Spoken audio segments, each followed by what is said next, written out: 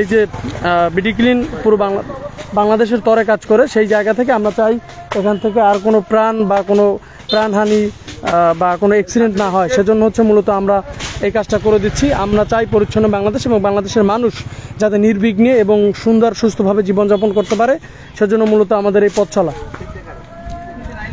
আমরা যদি আমাদের এক সহযোদ্ধার সাথে কথা বলি, ভাই আপনি যে এই কাজ করতেছেন আপনার কেমন লাগতেছে?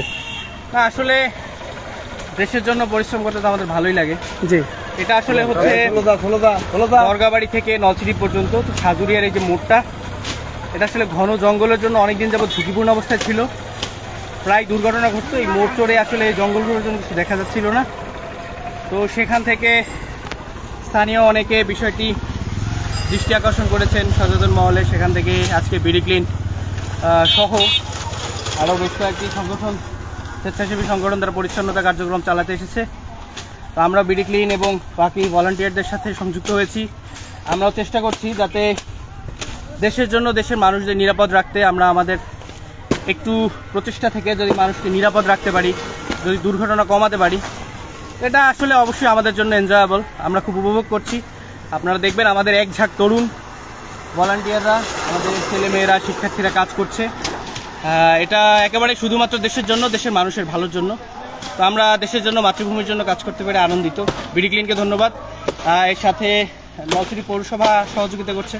নলছিটি পৌরসভার বর্তমান প্রশাসক এবং উপজেলা নির্বাহী কর্মকর্তা জনাব লাভলি ইয়াসমিন মহোদয়, ওনাকেও ধন্যবাদ।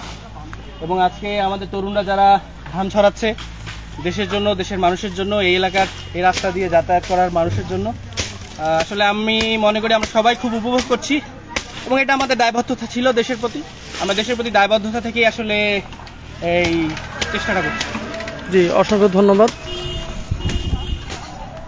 আমরা যদি দেখাই আমাদের সহযোদ্ধারা এখানে কাজ করতেছে, আমরা এক প্রকার নিজের খেয়ে বনের মুখ তাড়াচ্ছি। ব্যাপারটা হচ্ছে এমন, আমাদের নারী সদস্য যারা আছে, আমাদের আপুরা, তারাও কাজ করতেছে।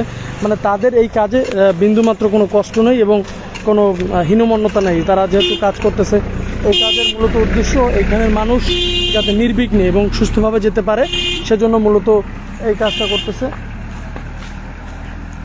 আর আমরা মূলত চাই একটা পরিচ্ছন্ন বাংলাদেশ, যেখান থেকে মানুষ নির্বিঘ্নে যাতায়াত করবে এবং এখানে আমাদের